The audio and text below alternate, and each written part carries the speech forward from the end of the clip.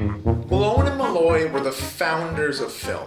You cannot beat the majesty and the silver screen gold that you got from Malone and Mulloy. Malone and Mulloy are the American dream. The way I see it, comedy without Malone and Mulloy is like Lithuania without the Prentky, if you know what I mean, right? Sporting Day was a groundbreaking film that influenced me in the deepest possible way. They set up a new style of individualism that was never before seen.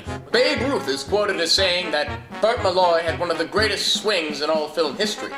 And if it hadn't been for Sammy Davis Jr., he would have won Player of the Year. I'm an idiot. The year's 1902. Vaudeville is dead as a cricket. Okay? Malone and Mulloy. Out of work.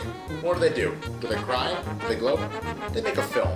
A revolutionary film. Sporting Day. Okay? Not their best, but it was the first comedic film. Malone and Mulloy were pioneers in not only the movie industry, but the music industry. I remember I signed up with them in their second film, which again was a blast, which was called Teach a Tramp to Fish. Beautiful set, beautiful scenes, beautiful music.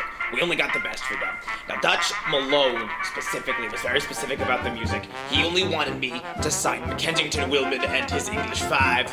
They were working for Benny Blue and the Five Jackrabbits.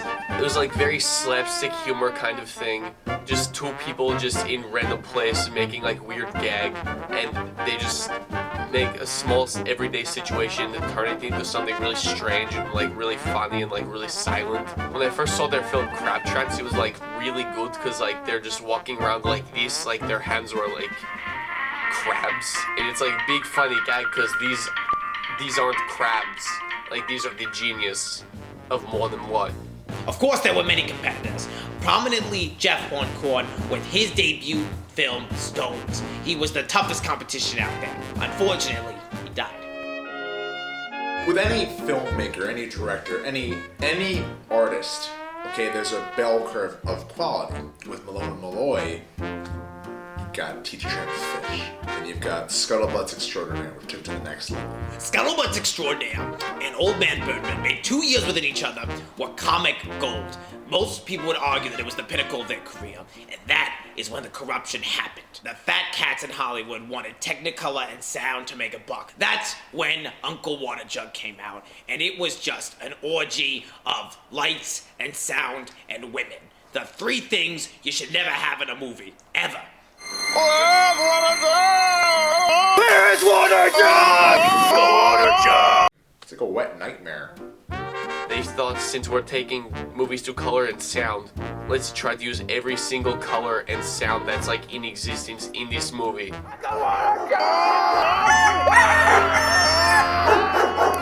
It's widely misunderstood, and only educated people like myself included could truly understand the things involved in that film. Following the failure that was Uncle Waterjug, Malone and Mulloy were inevitably forced to quit.